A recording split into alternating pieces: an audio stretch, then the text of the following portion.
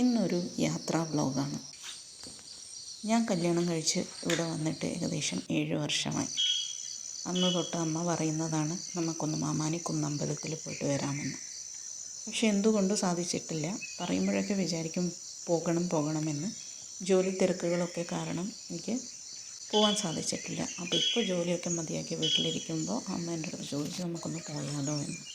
പോകാമെന്ന് പറഞ്ഞു. അതിനായിട്ട് രാവിലെ എഴുന്നേറ്റതല്ല.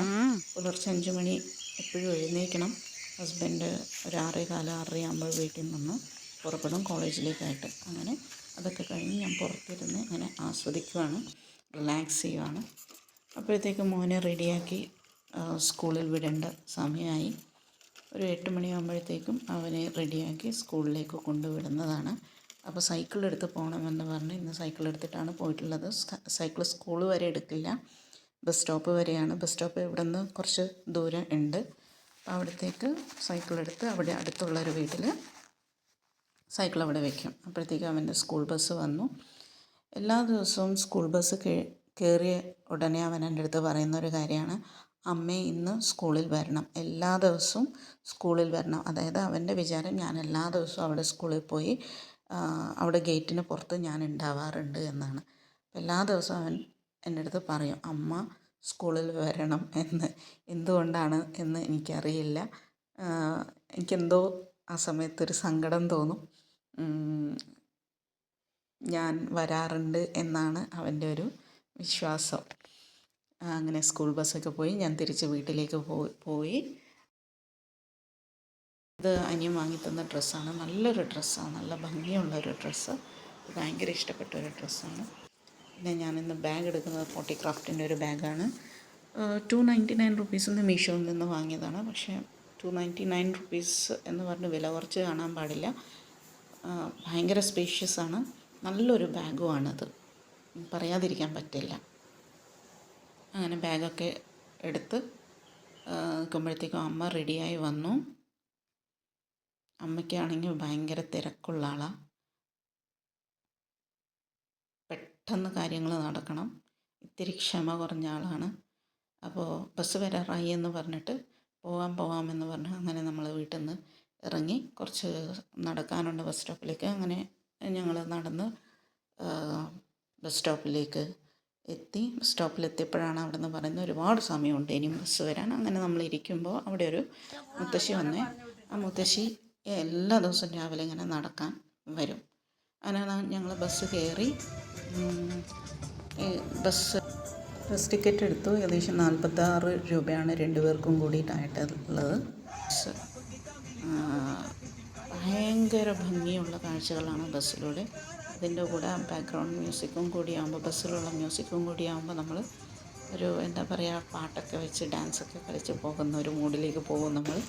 അങ്ങനെ നമ്മൾ അമ്പലത്തിലേക്ക് എത്തി. അവിടെ ഞാൻ ആദ്യമായിട്ട് കാണുന്നൊരു പൂവാണ് നാഗമംഗലം എന്ന് പറഞ്ഞിട്ടുള്ള പൂ. അത് ആ മരത്തിൽ ഫുള്ള് ആ പൂവാണ് ഉള്ളത്. എന്തുകൊണ്ടാണ് നാഗമംഗലം എന്ന് പറയുന്നതെന്ന് എനിക്കറിയില്ല.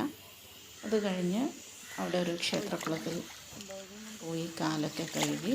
നല്ല തെളിഞ്ഞ വെള്ളമാണ്, പക്ഷേ കുളം വൃത്തിയാക്കാത്തതുകൊണ്ട് പായൽ പിടിച്ച് കിടക്കുകയാണ്. പിന്നെ അവിടെ ഒരു ദേവിയുടെ ഒരു എന്താ പറയുക, ഒരു വിഗ്രഹം പോലെയുണ്ട്.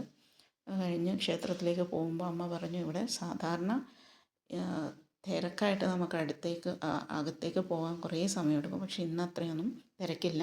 ചൊവ്വ വെള്ളി ദിവസങ്ങളിലാണ് ഇവിടെ നല്ല തിരക്കുണ്ടാവാറുള്ളത്. അപ്പോൾ ഇപ്പോൾ നോക്കുമ്പോഴത്തേക്ക് എല്ലാം കൂടി ഒരു 100 പേരുണ്ടാവുമായിരിക്കും, അത്രയ്ക്കേ ഉള്ളൂ. അത് അകത്തേക്ക് പോകാനുള്ള ക്യൂ ആണ്. നട തുറക്കും 11 മണിക്ക്. 11 മണിക്ക് നട തുറക്കുമ്പോൾ അകത്ത് പോകാനുള്ള ക്യൂ ആണ്. ഞങ്ങൾ പോയി വഴിപാട് കഴിപ്പിച്ചു. ഭക്ഷണത്തിനുള്ള ടോക്കൺ എടുത്തു, 2 ടോക്കൺ എടുത്തു.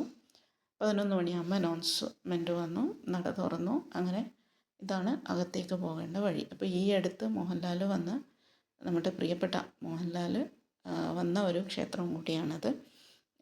അവിടുത്തെ ഒരു പ്രധാനപ്പെട്ട ഒരു വഴിപാടാണ് തേങ്ങ പൊട്ടിക്കൽ. അതൊക്കെ അദ്ദേഹം അവിടുന്ന് ചെയ്തിട്ടുണ്ടായിരുന്നു. അകത്തേക്ക് നമുക്ക് പോകാനുള്ള ഫോൺ എടുക്കാനുള്ള ഒരു പെർമിഷൻ ഇല്ലാത്തതുകൊണ്ട് ഇത് പുറത്തത്തെ കാഴ്ചകളാണ്. അകത്തെ വൈബ് പറഞ്ഞറിയിക്കാൻ പറ്റാത്ത ഒരു വൈബാണ്. അപ്പോൾ അതൊക്കെ കഴിഞ്ഞ് ഞങ്ങൾ പുറത്തേക്ക് പോവുകയാണ്. അടുത്തതായിട്ട് നമ്മൾ പോകുന്നത് ഭക്ഷണം കഴിക്കാനാണ്. അപ്പോൾ വലിയൊരു ഭക്ഷണശാലയാണ്. 250-300 പേർക്ക് ഒരുമിച്ചിരിക്കാൻ പറ്റുന്ന ഒരു ഭക്ഷണശാലയാണ്. അപ്പോൾ ആളുകൾ അവിടെ ക്യൂ നിന്ന് തുടങ്ങി.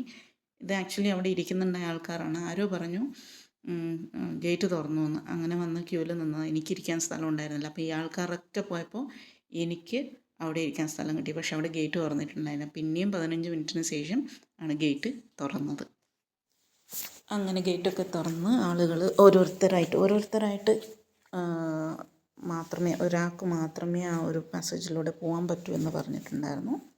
അതിനകത്തെത്തി ചോറൊക്കെ കിട്ടി. സാമ്പാർ, പരിപ്പും കായും മുളേഷ്യം, പിന്നെ ഉള്ളി അച്ചാർ, ഇതൊക്കെ കഴിച്ച് നല്ല ടേസ്റ്റ് ഉണ്ടായിരുന്നു. അതൊക്കെ കഴിച്ച് പിന്നെ ഒരു പായസം കൂടി കിട്ടി. അതൊക്കെ കഴിഞ്ഞ് അങ്ങനെ തിരിച്ച് ബസ്സിലോട്ട് കയറി. ബസ്സിലെ കാഴ്ചകൾ പറഞ്ഞറിയിക്കാൻ പറ്റാത്ത ഭംഗിയുള്ള അത്രയും നല്ല കാഴ്ചകളാണ്. കാറിലൊക്കെ ആണെങ്കിൽ നമുക്ക് നല്ല വൃത്തിയിൽ ഷൂട്ട് ചെയ്ത് അവിടെ നിന്ന് ഷൂട്ട് ചെയ്യാനൊക്കെ പറ്റുള്ളൂ.